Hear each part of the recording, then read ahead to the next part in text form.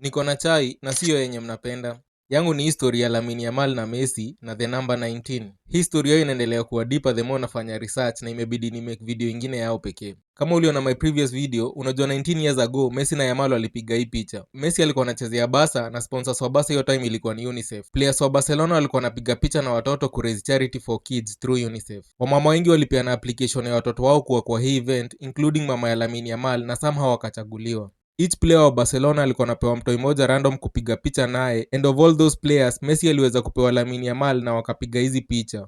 19 years later hao wawili wamepatana kwa final ya World Cup, Messi akichezea Argentina na Lamine Yamal akichezea Spain. But kitu crazy ni about hii number 19. Jersey ya Messi in Barcelona hiyo time ilikuwa number 19, na saa hii Yamal anacheza na jersey number 19.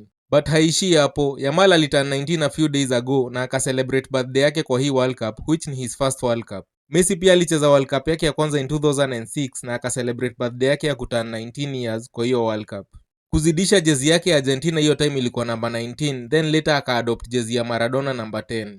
Birthday ya Messi ni 24th June na ya Lamine ni 13th July. Na ukifanya math from 24th to 13th ni 19 days apart. Hii final inachezwa on 19th na Argentina wamefunga a total of 19 goals so far. Also ni mwezi wa 7 na wamefungwa a total of bao 7.